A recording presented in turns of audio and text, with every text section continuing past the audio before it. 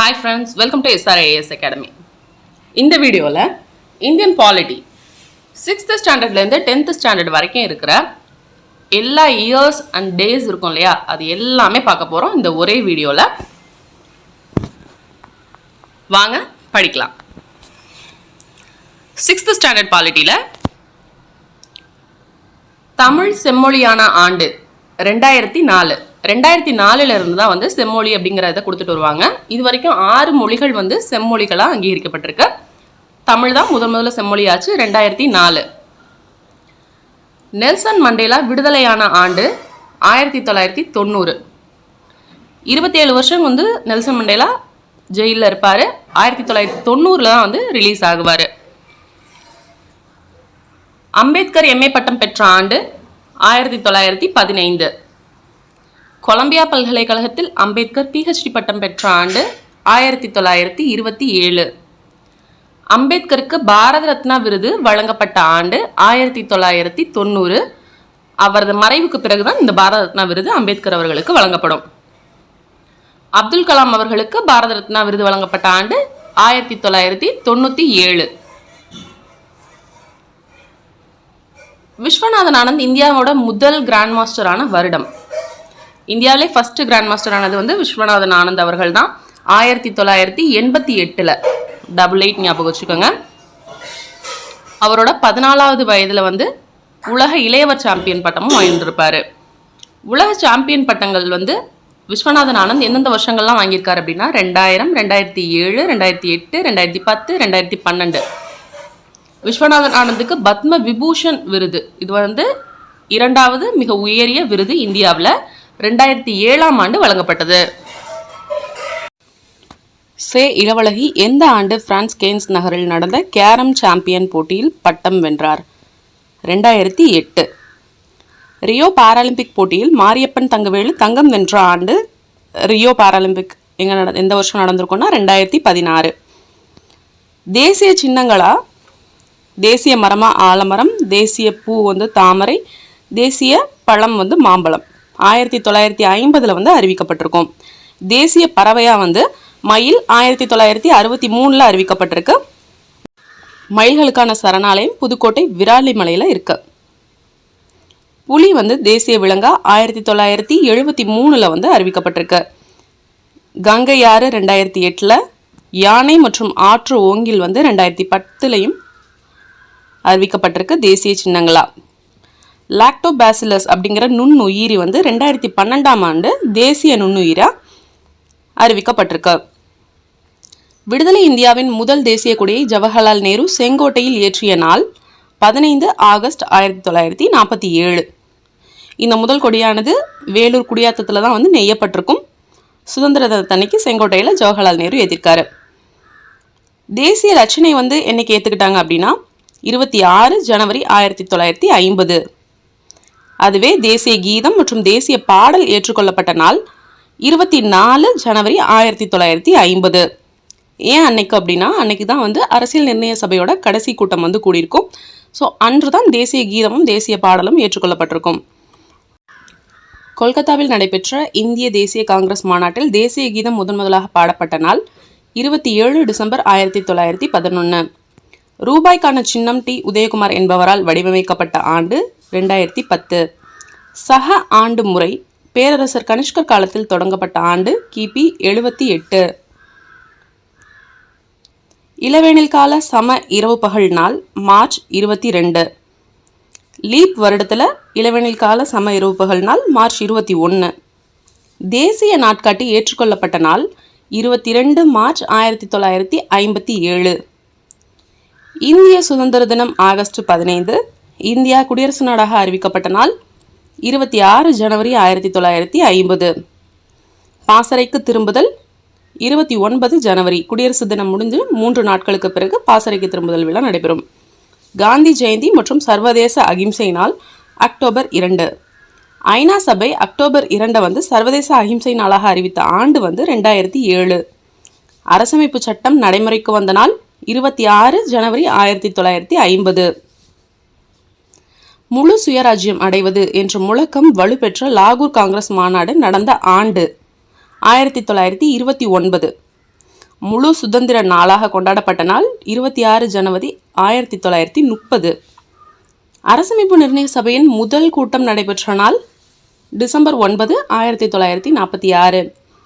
அரசியலமைப்பு சட்டம் எழுதி முடிக்க எடுத்துக்கொள்ளப்பட்ட நாட்கள் 2 ஆண்டுகள் 11 மாதம் 17 நாட்கள். அரசமைப்பு சட்டம் ஏற்றுக்கொள்ளப்பட்ட நாள் 26 நவம்பர் 1949. இந்த நாளை தான் அரசியலமைப்பு நாள் அப்படின்னு சொல்கிறோம். சென்னை மாநகராட்சி உருவாக்கப்பட்ட ஆண்டு 1688.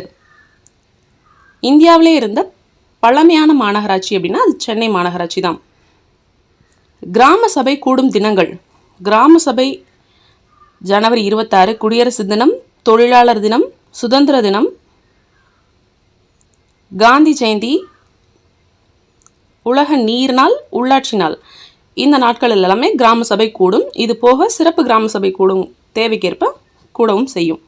தேசிய பஞ்சாயத்து ராஜ் சட்டம் 24 ஏப்ரல் 1992 வந்துச்சு.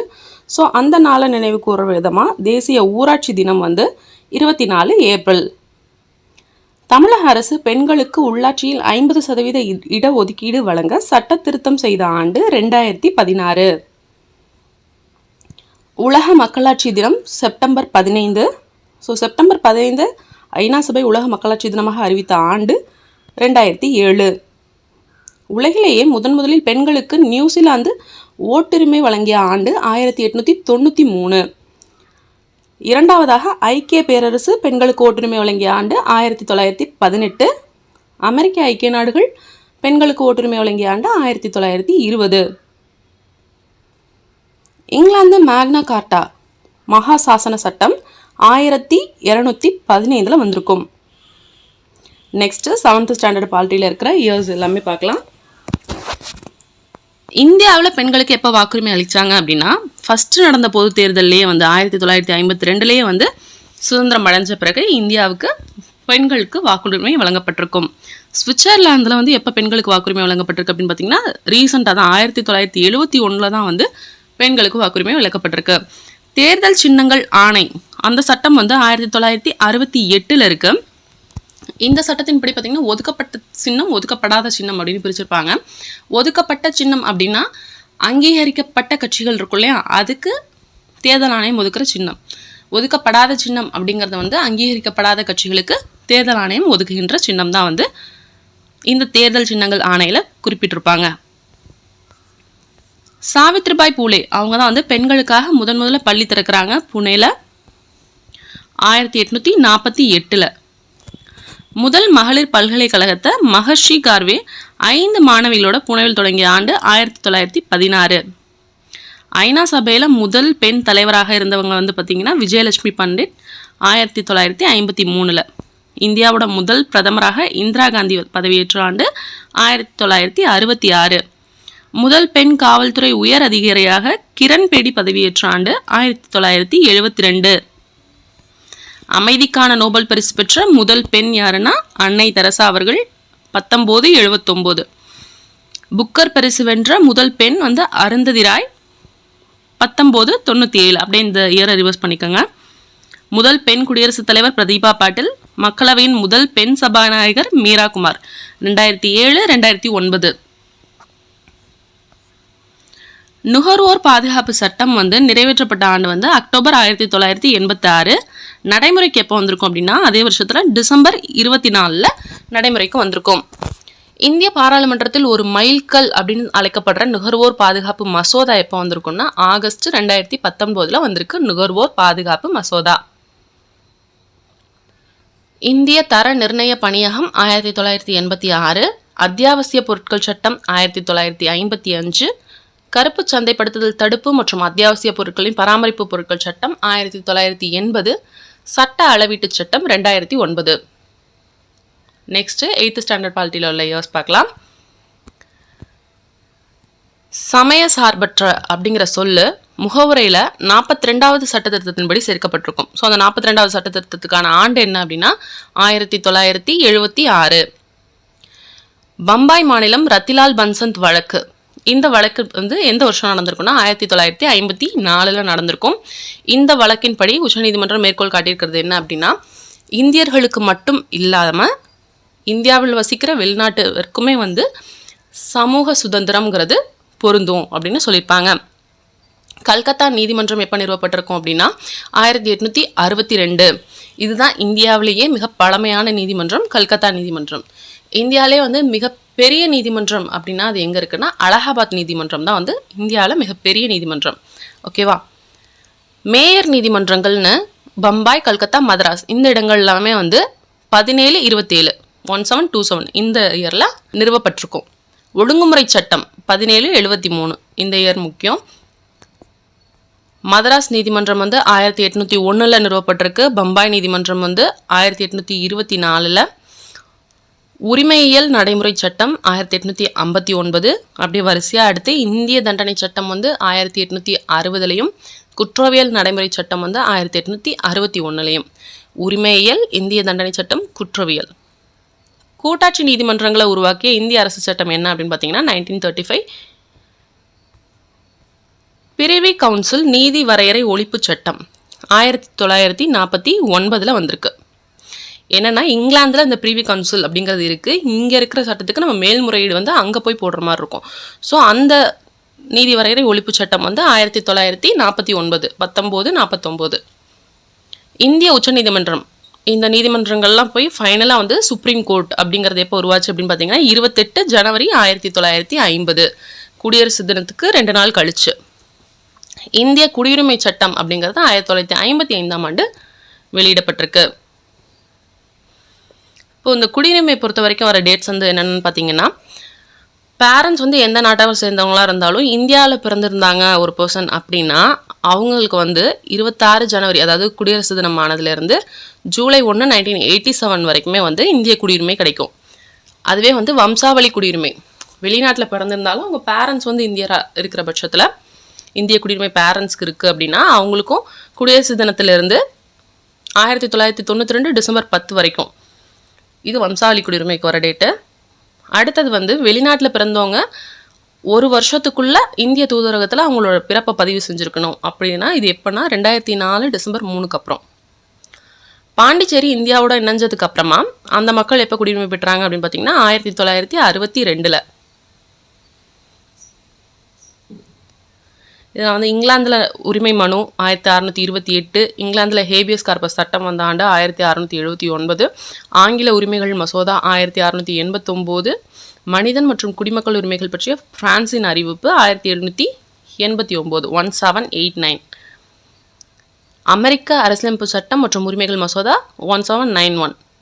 ஐநா சபை நிறுவப்பட்ட வருடம், ஐநா சபை எப்போ நிறுவிப்பாங்கன்னா 24 அக்டோபர் 1945. ஓகேவா. உலக மனித உரிமைகள் அறிவிப்பு பிரான்ஸ் நாட்டின் பாரிஸ் நகரில் ஐநா சபையால் அறிவிக்கப்பட்ட நாள் வந்து 10 டிசம்பர் 1948. ஸோ அதனால் உலக மனித உரிமைகள் தினம் அப்படிங்கிறது அந்த 10 டிசம்பர் தான். ஓகேவா. இந்திய தேசிய மனித உரிமைகள் ஆணையம் நிறுவப்பட்ட ஆண்டு வந்து 12 அக்டோபர் 1993. தமிழ்நாட்டில் மாநில மனித உரிமைகள் ஆணையம் நிறுவப்பட்ட நாள் வந்து 17 ஏப்ரல் 1997. குழந்தைகள் உரிமை தொடர்பான மாநாட்டின் அறிக்கை வந்து 20 நவம்பர் 1989 வெளியிடப்பட்டிருக்கும். சர்வதேச பெண்கள் ஆண்டா 1978 ஐநா சபை அறிவிச்சிருக்கு. அதுக்கு அடுத்த வருஷமே வந்து குழந்தைகள் ஆண்டு 1979. குழந்தை தொழிலாளர் சட்டம் 1986, சிறார் நீதி சட்டம் 2000, 2K கிட்ஸுங்க ஞாபகம் வச்சுக்கோங்க. போக்சோ சட்டம் 2012, பெண்களுக்கு எதிரான அனைத்து வகையான பாகுபாடுகளையும் நீக்கும் மசோதா ஐநாவால் ஏற்றுக்கொள்ளப்பட்ட ஆண்டு 1979. 4வது உலக மகளிர் மாநாடு பெய்ஜிங்கில் நடைபெற்ற ஆண்டு வந்து 1995. பெற்றோர் மற்றும் மூத்த குடிமக்களின் பராமரிப்பு மற்றும் நலவாழ்வு சட்டம் வந்து 2007. இந்து விதவை மறுமண சட்டம் 1856. இதில் வந்து ஒருத்தருக்கு பங்கு இருக்குன்னு சொல்லி ஐஎன்எம்ல படிச்சிருப்போம். யார் அப்படின்னா ஈஸ்வர சந்திர வித்யாசாகர். இந்து திருமண சட்டம் 1955. இந்து குடியுரிமை சட்டமும் 1955, இந்து திருமண சட்டமும் 1955.